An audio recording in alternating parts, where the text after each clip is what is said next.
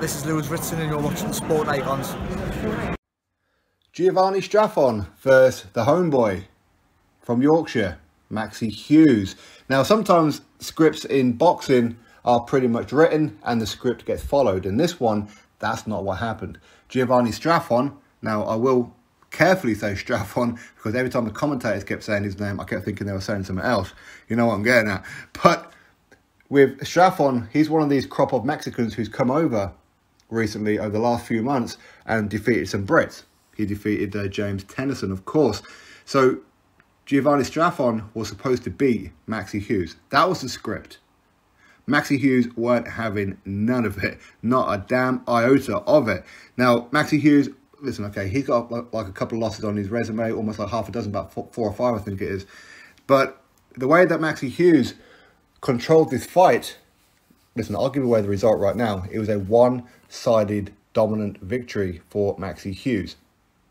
And the result was exactly the right one, where Maxi Hughes won this one quite wide on the scorecards. Now, for me, I thought that Maxi Hughes, the way that he was setting up his shots, setting up the traps, his movement was fantastic. Don't get me wrong, Straffon had his moments in this fight. He really did.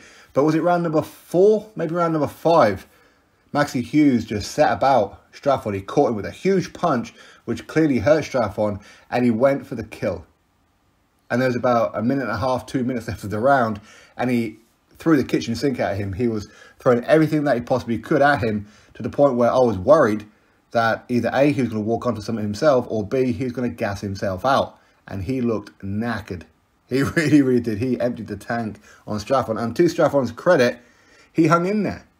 He really did. And quite how Maxi Hughes went the rest of the fight, I don't know, because round number 5, he did look a little bit fatigued. But again, maybe that was something down to the fact that he drew confidence that if he caught Straffon, there's a very real chance that he's going to go.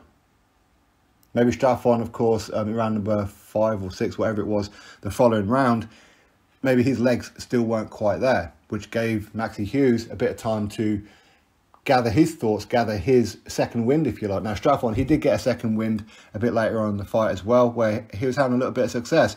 But I thought that the way that Maxi Hughes was outboxing him, outworking him, Jovanni Straffon was clearly quite nervous of what was going to come back from Maxi Hughes, because Maxi Hughes is quite clearly a big, big puncher, and he was worried about walking onto something. But everything that Straffon tried to do, Maxi Hughes had the answer. Now, Headingley and Leeds, the crowd there got behind Maxi Hughes, the home lad, if you like, from Yorkshire himself. And what a crowd. What a crowd.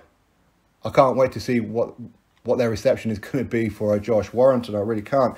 But either way, fantastic victory. Fantastic victory. And Maxi Hughes is now the new IBO World Lightweight Champion. Now, hopefully he can use this belt as a bit of a bargaining tool to go on and get a full world title. Hopefully he does. Wouldn't that be a Cinderella story, would it not? I know Eddie Hearn called him the Cinderella Man, but yeah, with that kind of result, absolutely fantastic. So for me, I thought that Maxi Hughes won this fight by at least 7 or 8 rounds. Okay. Anyway, my thoughts, you drop me yours. Congratulations to Maxi Hughes. Catch you on the next video. Subscribe.